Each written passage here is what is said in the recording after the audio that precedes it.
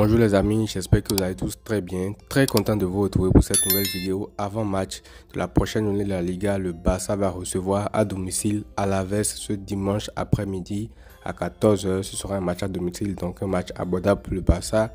Et il faut noter que les matchs à domicile vont commencer à s'enchaîner un petit peu pour le Barça en cette deuxième partie de saison en Liga, parce que le Barça justement avait formulé la demande de jouer plein de matchs à domicile lors de la phase retour de la Liga à cause justement du fait que le Camp Nou n'était pas prêt en fait.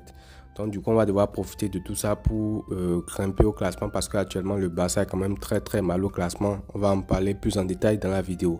Donc déjà dans cette vidéo là on va parler de plein de choses. On va parler de l'objectif du match, on va parler un petit peu de Alaves, on va faire un gros focus sur le Barça où on va pointer du doigt plein de problèmes de cette équipe là en prenant un peu sur les derniers résultats et tout. On va parler ensuite des clés du match et on va terminer la vidéo par le traditionnel 11 idéal comme vous le savez. Alors avant d'aller plus loin, n'hésitez pas à liker la vidéo, à vous abonner si ce n'est pas encore fait, c'est gratuit et ça me soutient tout simplement. Alors sans plus tarder, on va commencer tout de suite par l'objectif de ce match là qui est tout simple, c'est de prendre les 3 points pour continuer à espérer un faux pas des rivaux. Je ne vois pas ce qu'on peut dire à part ça, parce que si à l'heure actuelle le Barça perd encore des points, c'est que c'est terminé en fait. Tu es à domicile, tu joues à la veste, donc le minimum quand même c'est de prendre les 3 points et de continuer maintenant à espérer le faux pas des autres. Le Barça a désormais 3 points de retard sur l'Atlético Madrid qui a fait un faux pas justement la semaine dernière. Ils ont concédé un match nul, du coup le Barça vient à 3 points de retard par rapport à eux. Et l'Atlético, honnêtement, c'est pas pour les dénigrer, mais moi je nous vois quand même finir devant eux, parce que dernièrement quand même l'Atlético n'a jamais été vraiment une équipe de championnat. On se souvient de 2021, ils ont décroché la Liga sur le fil et tout, mais globalement quand même l'Atlético perd beaucoup trop de points dans ce type de compétition là en fait. Donc je pense que le Barça peut en profiter. Et honnêtement, moi je nous vois finir devant eux quand même dans tous les cas de figure. Et par rapport au Real Madrid, on a toujours 7 points de retard sur eux. Donc il faut continuer à s'accrocher. Surtout qu'ils vont jouer ce samedi. Donc avant nous, s'ils gagnent, ils nous mettront un peu la pression. Donc il faut continuer à gagner pour continuer à garder cet écart-là sur le Real Madrid, en espérant qu'à un moment donné, ce soit eux qui fassent le premier faux pas. Maintenant, on va parler de Alaves qui, comme je l'ai dit en intro, est une équipe quand même assez accessible. Qui plus est que tu joues à domicile. Lors du match aller, tu les avais battus 3-0, je me souviens, avec un triplé de Lewandowski. Mais bon, on était chez eux, l'équipe était différente, le contexte était différent et tout, je vous le concède. Mais actuellement, ils sont 17e de la Liga, donc à une marche de la relégation. Et c'est une équipe qui va jouer en bloc bas, comme d'habitude, comme vous le savez, c'est pas une équipe qui va proposer le jeu et tout. Et ça me permet de faire la transition avec les problèmes du Barça actuellement, parce que ouais, le Barça a récemment montré des difficultés face à ce genre d'adversaires-là qui viennent, qui posent le bus, qui te mettent en difficulté en fait. On se souvient de Las Palmas, on se souvient des équipes qu'on a affrontées en Liga récemment et on a perdu des points bêtement. 7, le week-end passé, vous avez me dit en bas, Valence 7-1 en Liga. Mais la différence, c'est que Valence, eux, ils sont venus nous chercher très haut en fait. Ils ne sont pas restés en bas. Quand vous allez voir le dernier match qu'on a joué contre eux en Liga, si vous observez bien, vous allez voir que très tôt, ils sont venus nous mettre la pression un peu plus haut et tout. Et même quand ils ont commencé à encaisser des buts, ils n'ont pas changé de plan de jeu en fait. Donc c'est ça qui a fait que Valence s'est pris une dérouillée contre le Barça. Et d'ailleurs, on va les rejouer jeudi prochain en Coupe du Roi à domicile chez eux là-bas. Pas ceux qui fassent la même chose après ceux qui se sont mangés. Mais bon, ça on en parlera après. Donc je disais qu'on a du mal face au bloc bas. À voir si Olmo sera de retour, parce qu'on sait que lui c'est une clé pour ce genre de match là. Parce que contre les blocs bas, c'est une kryptonite pour eux. C'est un joueur qui sait combiner dans les petits espaces. C'est un joueur qui est très à l'aise dans ce cas de figure là. Et c'est un joueur également qui a une grosse frappe qui peut déclencher de très loin. Et ça c'est les principaux facteurs qui font que tu peux déjouer un bloc bas, du mouvement dans les petits espaces, une technique hors pair pour combiner dans ces petits espaces, à trouver tes coéquipiers et tout. Également la capacité à frapper de loin pour se créer des opportunités. Donc à voir s'il sera là ou pas pour ce match là. Et également, pour continuer à parler du Barça, on sort d'un match quand même assez compliqué en Ligue des Champions. On a eu un match quand même assez exigeant contre l'Atalanta Bergame, qui est une équipe qui a vraiment fait du mal au Barça, qui a pressé de fou. Et le match a été assez exigeant physiquement pour la plupart de l'équipe. Le milieu, Gavi, Pedri, Frenkie de Jong a été testé par Hansi Flick.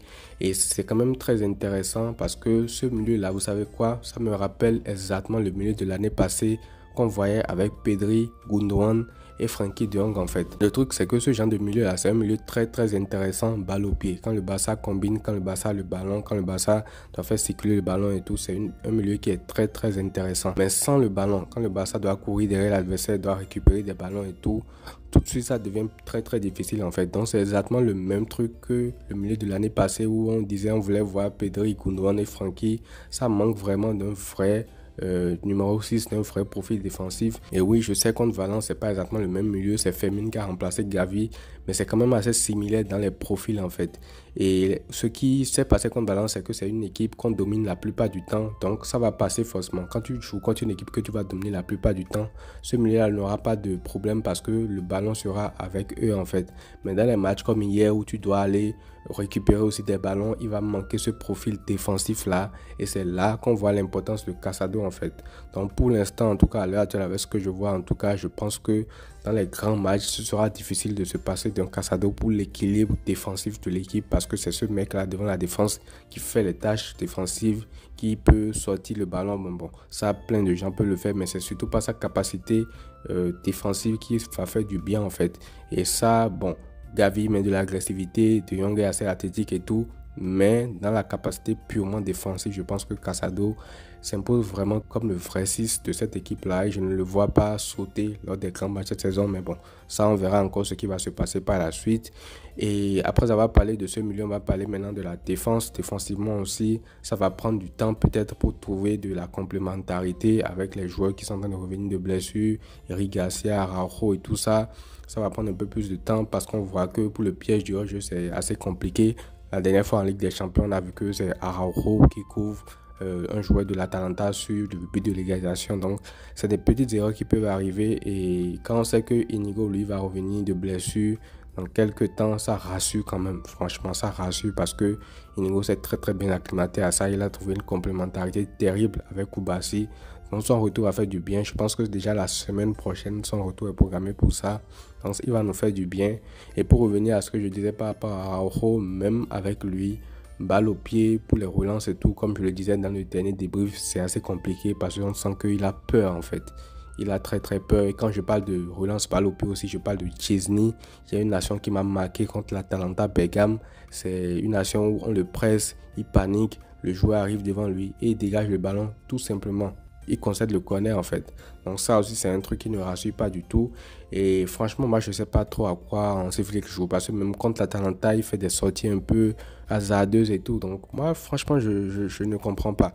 Peut-être que le temps donnera raison à Hansi Flick, mais j'insiste quand même sur ce fait là que Iñaki Peña est quand même beaucoup plus rassurant dans ce truc là. Et si tu es en train de le perdre maintenant, à voir comment tu vas le réintégrer quand tu vas te rendre compte que Szczesny va te faire des dingueries après, que tu auras besoin de Iñaki Peña, voir dans quel état tu vas le récupérer en fait. Parce que ce genre de truc là que Szczesny fait actuellement, ça passe parce qu'on n'est pas encore dans les matchs coup près et tout. Mais quand ça va se passer dans les matchs demi-finale Ligue des Champions, quart de finale et tout, ça c'est des trucs qui peuvent te coûter typiquement des éliminations en Ligue des Champions en fait. Je pense qu'on ne se rend pas encore assez compte, mais ça, cette panique de Szczesny et tout, où les sorties manquées, les cartons rouges, les fautes, les pénaltys et tout, c'est typiquement le genre d'attitude qui peut te coûter des éliminations dans de très grandes compétitions.